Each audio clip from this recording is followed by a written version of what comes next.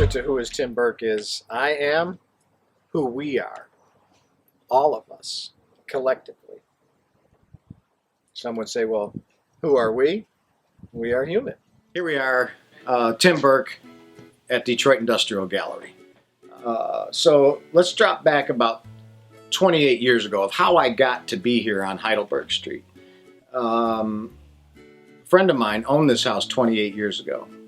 I was living down the street at Gratiot and Russell in the rectory of St. John St. Luke's with a family friend who was a therapist.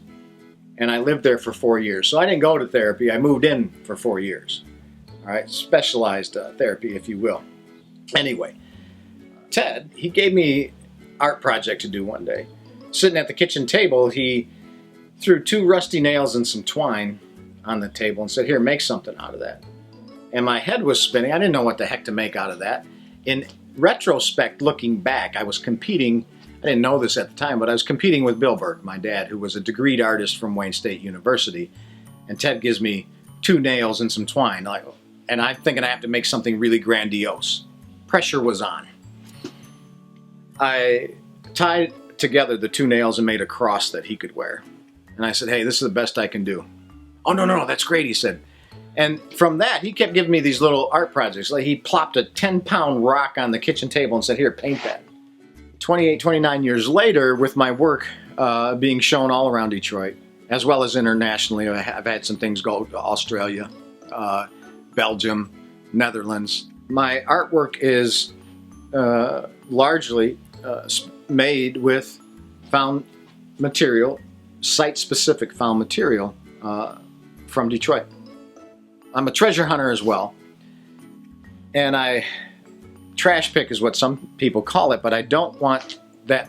I want to change that narrative of that word to treasure hunting so that our whole mindset can be changed to like, wait a minute before we throw things out. So I found thousands of blueprints of the streets of Detroit and photographs of the urban renewal projects of the 1960s and of the 1930s. So I have all these blueprints that I paint on, and then I have prints of them made. And I tell my own story on those blueprints by adding words to them. So that particular print of I'm Not Crazy has gone to probably 6 different countries in the last year where I have sold one and shipped it. And I use copper from 4 different buildings in Detroit. The cross from St. Matthew's Church, flashing from Doctor's Hospital, flashing from the Fisher Mansion, and flashing from University Club. Now I go to these buildings as they're tearing them down, and I get permission from the guys that are tearing them down to go through the scrap heap and get pieces of the buildings. In my sculpture garden, there are over 15 historic buildings represented in my artwork.